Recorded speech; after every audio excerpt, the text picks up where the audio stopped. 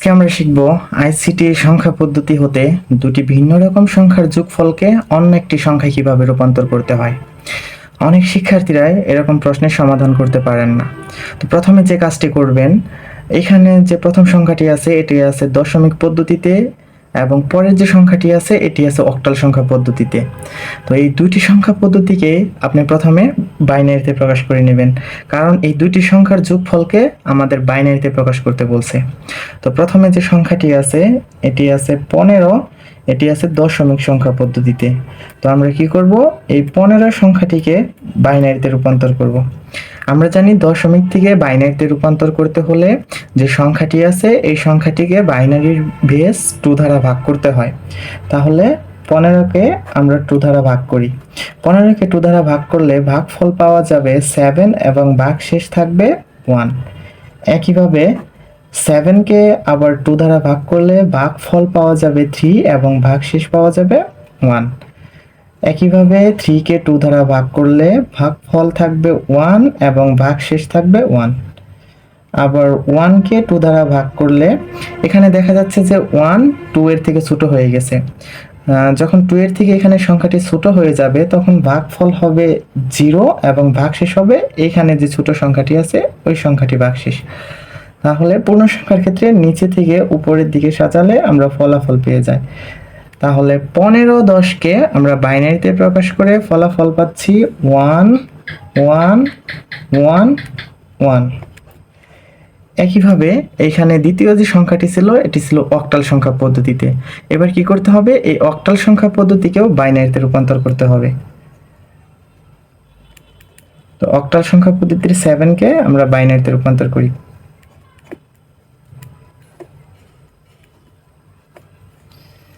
আমরা জানি অক্টাল থেকে বাইনারিতে রূপান্তর করার জন্য অক্টাল যে সংখ্যাটি আছে এটাকে 3 বিট করে সাজিয়ে নিতে হয়, কারণ অক্টাল সংখ্যা পদ্ধতি হচ্ছে 3 ভিত্তিক সংখ্যা পদ্ধতি এবং এর বিট হচ্ছে 3। আর আমরা 3 বিটকে এইভাবে সাজিয়ে থাকি 1 1 এর ডাবল 2 2 এর ডাবল 4। আমরা যদি এই তিনটা সংখ্যাটিকে তিনটা ঘর চিন্তা করি তাহলে এখানে আমাদের 7 বানাতে হলে এই 3 ঘরই প্রয়োজন হবে। 4ও প্রয়োজন হবে, 2ও প্রয়োজন হবে এবং 1ও প্রয়োজন হবে। 4 এবং 2 প্লাস করলে হবে 6, 6 এর সাথে 1 প্লাস করলে হবে 7। তাহলে যে ঘরগুলো প্রয়োজন হবে আমরা ওই ঘরগুলোতে বাইনারি সংখ্যা 1 বসিয়ে দেবো। তাহলে 7কে বাইনারিতে রূপান্তর করতে হলে আমরা পাচ্ছি 3টা 1।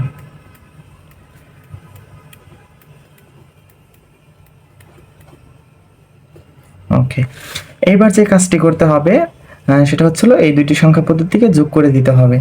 তো প্রথমে আমরা যে বাইনারি সংখ্যাটি পেয়েছি 1 1 1 1, এই সংখ্যার সাথে আমরা দ্বিতীয় যে বাইনারি সংখ্যাটি পেয়েছি 1 1 1। যোগের সময় যদি পূর্ণ সংখ্যা থাকে তাহলে বাম দিক থেকে সাজিয়ে আসবেন। এই সংখ্যা দুটিকে আমরা বাইনারিতে যোগ করে দেব। তো বাইনারি যোগের জন্য সবথেকে সহজ নিয়ম হচ্ছে আমরা যদি এইভাবে মনে রাখি যে 1 এর সাথে যদি 0 প্লাস করা হয় তাহলে 1 এবং 1 প্লাস 1 যদি প্লাস করা হয় তাহলে সাধারণভাবে 1 এবং 1 প্লাস করলে হবে 2, কিন্তু বাইনারি সংখ্যা পদ্ধতিতে সর্বোচ্চ সংখ্যা আছে 1। তাই আমরা এইভাবে মনে রাখবো যে 1 1 প্লাস করলে 2, 2 মানে হচ্ছে বাইনারিতে 10। একইভাবে যদি 1 প্লাস 1 প্লাস 1 প্লাস 1 প্লাস করা হয় অর্থাৎ 3টা 1 প্লাস করা হয় তাহলে সাধারণভাবে 3, আর সাধারণভাবে 3 এই সংখ্যাটি বাইনারিতে হবে 11, অর্থাৎ 3টা 1 প্লাস করলে হবে 11। এবং 0 প্লাস 0 হবে 0, 0 প্লাস 1 হবে 1। তাহলে এখানে আমরা দেখতে পাচ্ছি 1 এটার সাথে বাইনারিতে প্লাস করতে হবে 1 1 এবং 1 প্লাস করলে হয় 10 10 এর 0 নামাবো এবং হাতে থাকবে 1। একইভাবে এখানে ছিল 1 আর হাতে ছিল 1 1 এবং 1 হয়ে গেছে 2, আর তার সাথে যদি 1 প্লাস করি তাহলে 3টা 1, অর্থাৎ 3টা 1 প্লাস করলে হয় 3 3 মানে বাইনারিতে হয় 11 11 এর আবার এখানে নামবে 1 এবং হাতে থাকবে এই 1। একইভাবে এখানে ছিল 1 এবং হাতের 1 হয়ে গেল 2 এবং এই 1 প্লাস করলে হবে 3।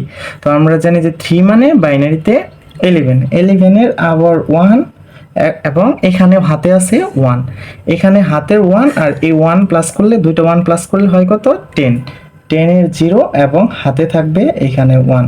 তাহলে আমরা যোগফলটি বাইনারিতে প্রকাশ করে ফেললাম। তাহলে যদি এবার আমরা আনসারটি লিখি যে 15 এটা ছিল দশমিক সংখ্যা পদ্ধতিতে, 7 এটা ছিল অক্টাল সংখ্যা পদ্ধতিতে, এবং এই দুটিকে যোগ করে আমরা বাইনারিতে কত পেয়েছি 1 0 1 1 0।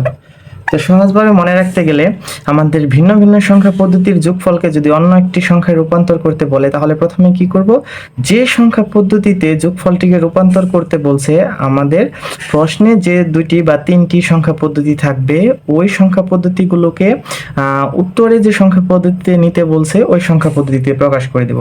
যেমন এখানে 15 এটা ছিল দশমিক সংখ্যা পদ্ধতিতে, এবং 7 এটা ছিল অক্টাল সংখ্যা পদ্ধতিতে, এবং এই দুইটাকে যোগ করে ফলাফলটা প্রকাশ করতে বলছে বাইনারিতে। তাহলে আমরা এই 15-10কে প্রথমে বাইনারিতে প্রকাশ করব এবং এই 7 এটাকেও আমরা বাইনারিতে প্রকাশ করব। তো বাইনারিতে প্রকাশ করে যে ফলাফলটা পাবো ওই ফলাফল দুইটাকে আমরা বাইনারি যোগ করে দেব, তাহলে আমাদের আনসারটি বেরিয়ে আসবে।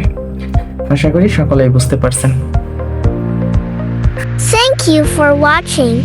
Please follow and subscribe Hadi's Knowledge.